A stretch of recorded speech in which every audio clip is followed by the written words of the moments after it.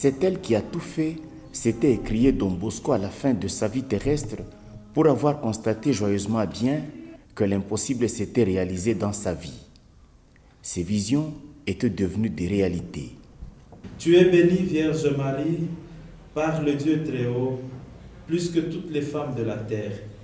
Il a rendu ton nom si grand que ta louange ne cessera pas dans la bouche des hommes. Alléluia. Cette phrase, c'est elle qui a tout fait, était donc devenue une occasion de grande célébration afin de reconnaître l'intervention de Dieu dans la vie et la mission de Don Bosco par la Vierge Marie. Dès lors, les fêtes mariales ont une place de choix dans la vie de Saint Jean Bosco et partant dans toute la famille salésienne.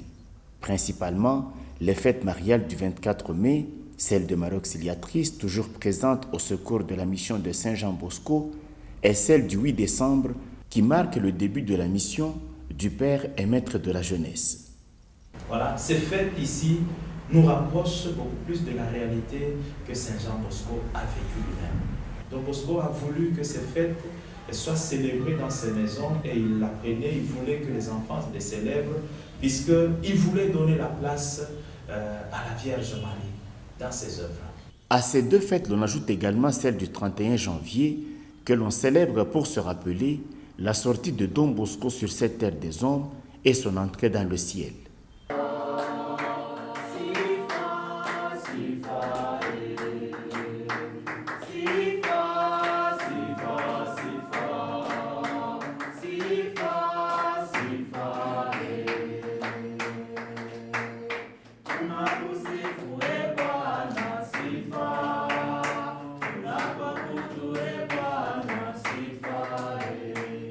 Pour le Père, Jésus est entré dans ce monde avec la collaboration d'une personne humaine.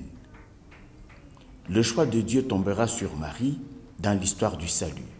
Vous savez que Marie a contribué, a donné une grande part de contribution dans l'histoire du salut. Dieu pouvait faire venir son enfant, Jésus, de plusieurs manières. Et il était même capable un jour de dire, voilà, Jésus, va au monde, va dans le monde, parce que je voudrais que ceux qui sont dans le monde se convertissent. Il a insisté sur la place de la femme dans la société. Imaginons, nous sommes en train de prier ici, et on voit tout de suite quelqu'un qui tombe. Qu'est-ce que nous allons dire? Un monstre. Peut-être nous allons fuir. Puisqu'honorés par Dieu lui-même, nous sommes appelés, nous les hommes, à honorer la Vierge Marie. Et cela se remarque par cette célébration joyeuse. Lorsque le temps fut accompli, Dieu a envoyé son Fils. Il l'a envoyé, il a choisi la Vierge Marie. Tu es bénie entre toutes les femmes. Voilà que tu concevras un fils et tu l'appelleras Jésus. Cette femme-là que Dieu lui-même s'est choisie, il lui a donné cette importance, il lui a donné cette valeur pour dire, voilà, tu seras la mère de mon fils, tu es la mère de l'humanité. Pour le Père Édouard, comme Marie a porté Jésus, elle a aussi porté et accompagné Don Bosco dans sa mission, a-t-il renchéri.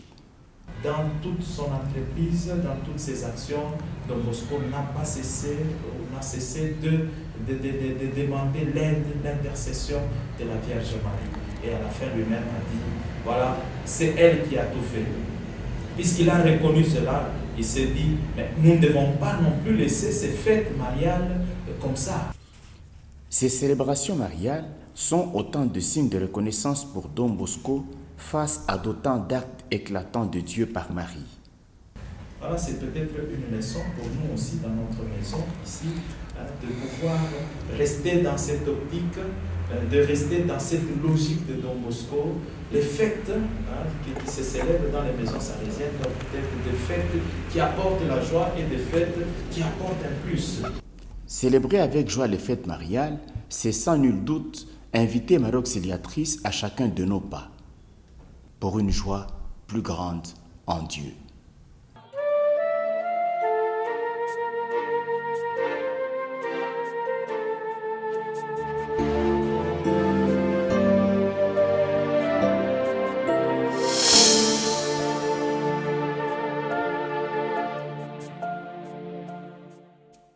Dieu Tout-Puissant, Maître suprême,